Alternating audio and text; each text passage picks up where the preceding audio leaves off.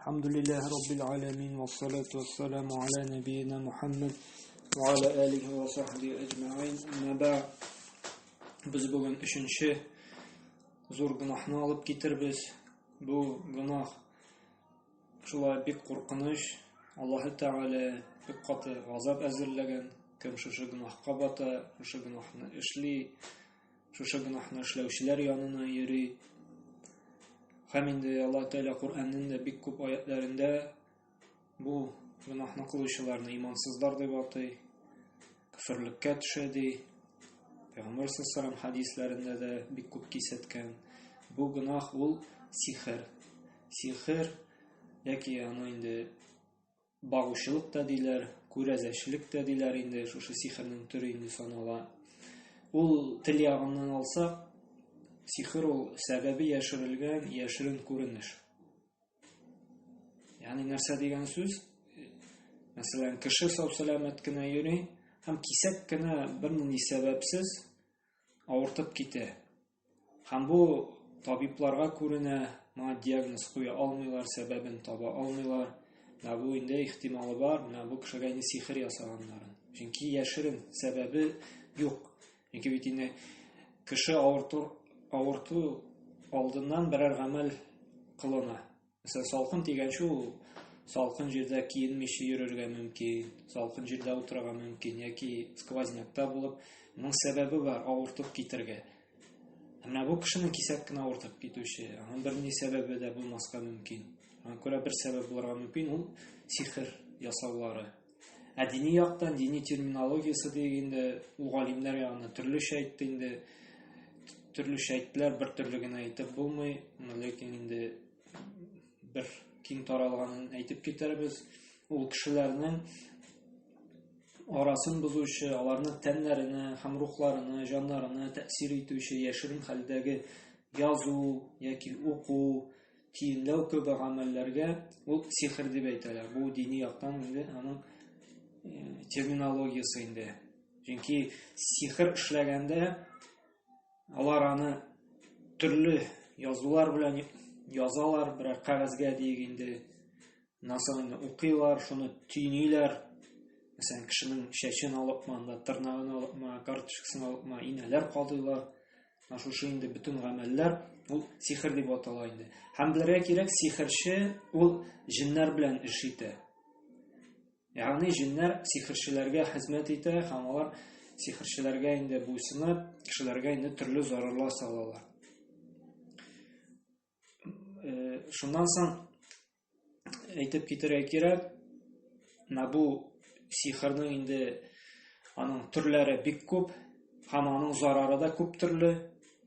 Mesela anın keng taralgаны indi sihirnin ol bigrekte gaileni tarqatkanda indi. Birer matur gana gaile yaşay, hem indandagı gaile başlığına indi iratqa deyip birer hatın kız gaşık bula da özünü kitmekçi bula. Ama lakin ol irat ol hatın kızga aylanası kilmi, onu yaratmay. Bu hatın kızın işli sihirçiga barada, anın kartuşkasını alıp barama, birer şeşilme, yaki бүтән türlü birer nersesini alıp barada, hem indi sihirlerge kuşa, onu yarata başlasın deyip. Hem kisek gene indi matur gana yaşagan gaile tavuşlarına başlay, tarqala başlay, hem bu hatınga indi hatını bilen araları suğunup, tegi sihirlengen kim anı sihirledi, şul hatınga indi yakınaya başlay, onu yarata başlay, hem gaileni indi hatından ayrılıp, ailesin jimirib indi, hatın bilen indi aile kırıp yaşay başlay indi. Hem şulay bulurga mümkün bir kişinin indi bir katı indi yarata manı indi tanılandan tuya da sihir yası olanı yaratmay başlasın üçün. Bu şulay sihirçiler işli turgan gama. Bu gailelerini jimire turgan, kişinin arasında muhabbetini suuta turgan indi bir gamel bulup tura. Yaki mesela iki dost mesela sevda bilen iş ite başlıyorlar da indi Өченче дуслары инде бик каты көнчеләнеп, шулай сихерчегә барып, шушы кешенең инде берәр нәрсәсен алып килеп инде, шулай карточкасын монда, яки берәр киемен монда, сихерче нәрсәне әйтә инде, шуны алып килеп инде, шулай араларын бозырга дип инде әмер итә дә, сихерче араларын боза, бер-берсенә дошман ясый.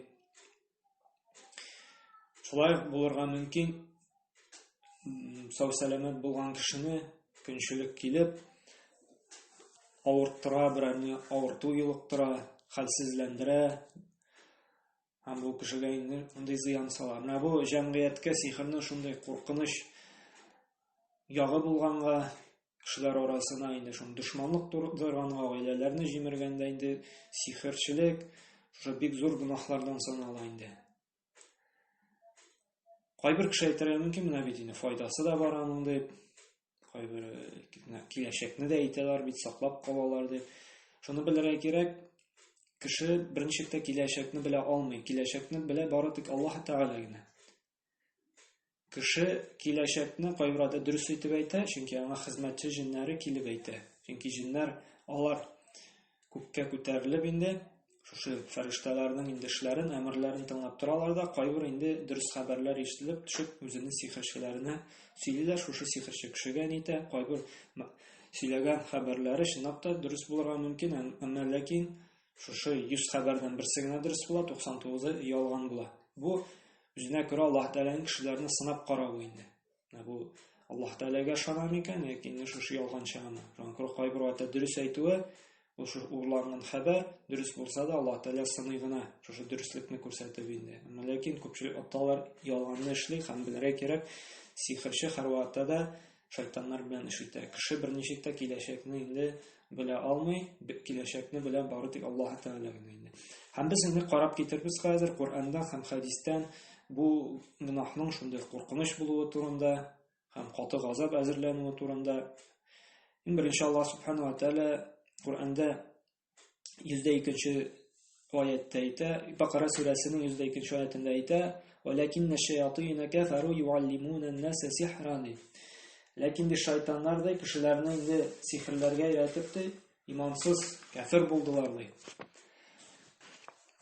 Менә бу инде ачык дәлил булып тора, кем инде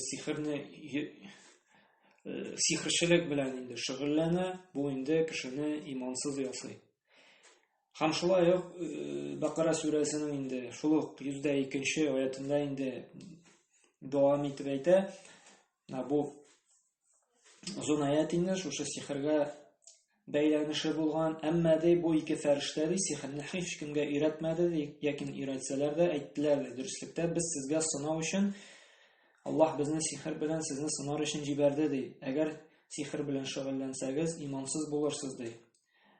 Һәм алар шул ике фәрештәдән ир белән хатын арасын боза торган сихерне өйрәнделәр, ләкин алар сихерләре белән һич кемгә зарар итүче түгел.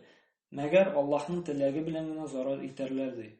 Алар үзләренә зарар итә һәм һич файда китерми торган сихерне өйрәнделәр. Шиксез алар сихер белән шөгыльләнгән кешегә ахирәттә һич нәрсә дә булмаячак. Ягъни аларга җәннәт булмый, берни савап булмаячак, киресенчә инде Аллаһның инде каты газабы гына булачак ди.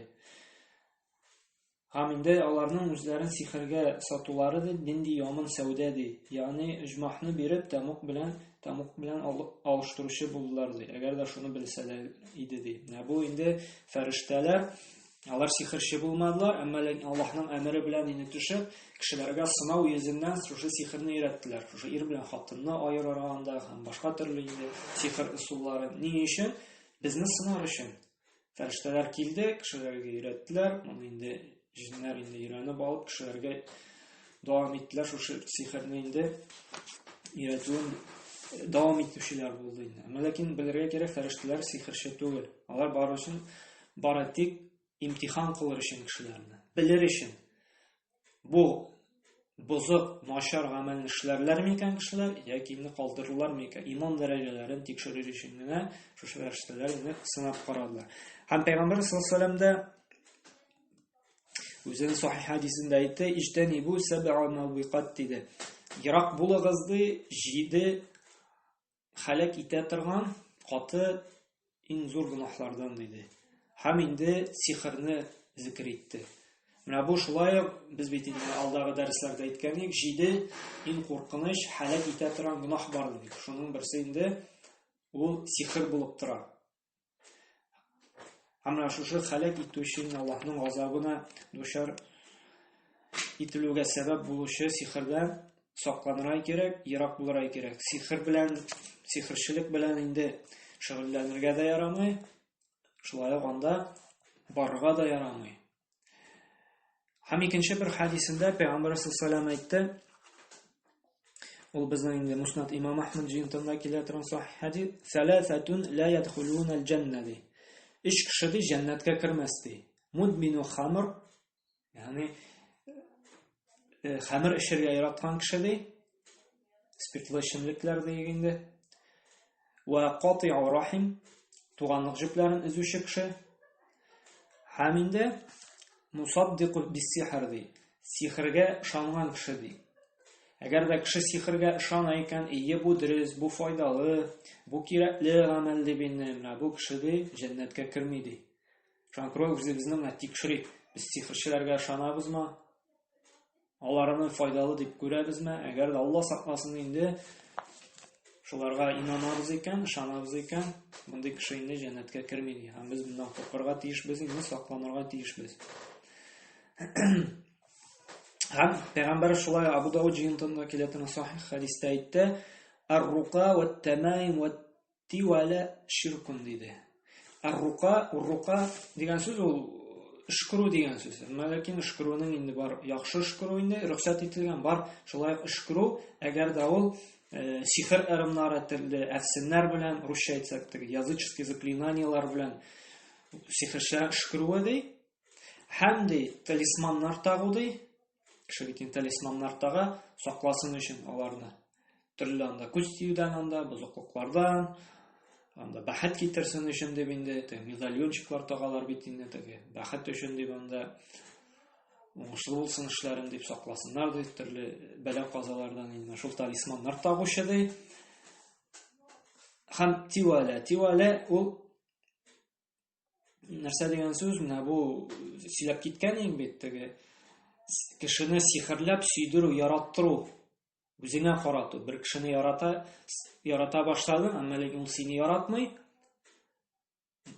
Сиңа карата инде мәхәббәте юк ди. Син инде сихерчегә барып, үзеңә каратасың, үзеңә яраттыра башлыйсың икән. Менә бу тивала дип атала. Менә бу 3 төрле нәрсә, ул эшкерү, шушы сихер ырымнары белән, әфсеннәр белән сихерчеләрнең шунысы талисманнар тагу, һәм бу үзеңә карату инде, сөйдерү сихер ясату инде, үзеңне яраттыру сихер, ул ширк диде. Ягъни Аллаһка тиңдәшлек кылу була ди. Менә бу 3 төр нәрсә Аллаһка тиңдәшлек кылу була. Һәм инде без белергә тиешбез, без әйттек, менә монда сихерчеләрнең эшкерүләре, әфсен-төпсеннәре инде ярамый дидек. Менә бу Аллаһка тиңдәшлек кылу була ди. Әнинде эшкерүсен рөхсәт ителә. Эшкерү дөрес булсын өчен, берәр кешегә эшкертергә барырга телибез икән яки ишетәбез икән, бу эшкерүче яки эшкерүебез 3 шартка туры килергә тиеш. Беренчесе, бу эшкерә торган инде дугаларыбыз, сүзләребез дигән ул гарәп телендә булырга тиеш һәм аның мәгънәләре билгеле булырга тиеш. Чөнки бит гарәп телендә дә әгәр дә инде аңлаешсыз шундый гарәп хәрефләре белән теләсә инде сүз әйтә икән, мәгънәсе аның билгеле түгел икән, бу шартка туры килми һәм бу дөрес шариат рөхсәт иткән, динебез рөхсәт иткән эшкерү түгел. Ул гарәп телен белгән кеше моның мәгънәсен белергә тиеш. Анда Аллаһ Тәгаләдән мәсәлән шифа сорау, Аллаһны саклавын сорау, Аллаһтан дәвалану сорау, мәсәлән шундый билгеле сүзләр булырга тиеш. Икенче шарты Аллаһ сүзе белән эшкерүләргә тиеш. Мәсәлән, Кураннан сүрәләр, Куран аятлары яки Аллаһтан исем-сыйфатлары белән яки Пәйгамбәр саллаллаһу алейһи өйрәтеп калдырган дугалар яки зикрләр булырга тиеш. Шуның белән рөхсәт ителә эшкерергә инде. Һәм өченче төп нәрсә эшкерүдә белергә тиешбез, бу эшкерү бу сәбәп кенә. Шифаны бирә Аллаһ Тәгалә генә. Чөнки бу эшкерү үзе генә бернинди дә файда бирми. Чын файданы бирә Аллаһ Тәгалә генә. Менә бу эшкерүебездә шушы эш шарт булырга тиеш. Ул билгеле сүзләр, аңлаешлы сүзләр булырга тиеш, гарәп телендә, гарәп теле белгән кеше аңларга тиеш. Һәм инде Коръән сүрәләре, Коръән аятләре яки Пәйгамбәрнең өйрәтеп калдырган инде дугалар яки зикрләр, һәм инде Аллаһ белән бәйләнешебез булырга тиеш. Менә бу эшкерүебез Аллаһ Тәгалә теләсә генә файда китерә дип инде. Шуңа күрә ишетәбез бит инде, менә монда бу кеше эшкерә, монда бер әби эшкерә, монда бер хәзрәт эшкерә дип инде. Әле аның белән генә алдаланырга кирәкми, без инде сорашырга тиешбез. Шушы Коръән аятләре белән, Пәйгамбәр алейһиссәлам дугалары белән шөкрәме дип инде берәр нәрсә язып бирә икән, нәрсәләр язып бирә икән. Чөнки менә карарга кирәк. Хәтта кайбер кешеләр дә шундый кагазгә язалар дуга дип инде. Анда карыйсың, әллә нәрсә ул. Арым-шырымнар, әллә инде харашатлар анда язылган, төрле хәрефләр анда, айлар ясалган, йолдызлар ясаган анда, төрле сызымнар. Менә бу инде шик тудыра сихер булуына. Чөнки бу тикшерергә тиешбез. Кайбер шомардылар, бу сихерчеләр, күрәзәчеләр дә инде дин белән ябына башладылар. Дин белән үзләрен күрсәтмәкче булдылар, диндар кеше дип. Кайбер кеше килә, менә дип барган имәле бер әбигә дип, ак яулыктан Коръәндә Коръән тора, намазлыгы тора дип инде, ләкин киләчәкне сөйли башлады ди, әллә нәрсә рымшырымнар укый башлады, шик туды дип сорау белән киләләр. Бөтен кешегә дә, эшкерәм дигән кешегә шаны бетергә ярамый, белергә кирәк, менә шушы шартларга туры китереп эшлиме ул эшен. Чөнки һәрбер әле дин белән инде капланган кеше диек инде, дин белән русча әйтсәк прикрываться иткән кеше, әле ул эшен дөрес эшли дигән эш түгел. Без моны инде игътибарлы булырга тиешбез, белергә тиешбез. Чөнки инде сихерчеләргә, күрәзәчеләргә йөрү ярамый. Алла сакласын, чөнки намазыбыз кабул булмаска мөмкин.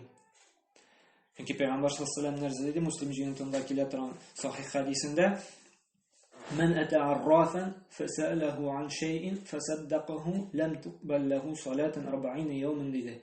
Кем шушы күрәзәчегә, багучыга килде ди, һәм инде берәр нәрсә сораса ди, соңыннан ди шушы сөйләгәннәргә ышанса ди, аның намазы 40 көн буе ди кабул булмый ди. Менә бу безне куркыта торган хадис. Әгәр дә барды икән берәр шундый шарлатанга, хәтта үзен диндар кеше дип күрсәтеп, һәм ул күрәзәче, багучы булып чыкты икән, анда киләчәкләрне сөйли, анда синең шулай булачак, булай булачак дип Аллаһ белә торган. Чөнки киләчәкне бары тик Аллаһ Тәгалә генә белә.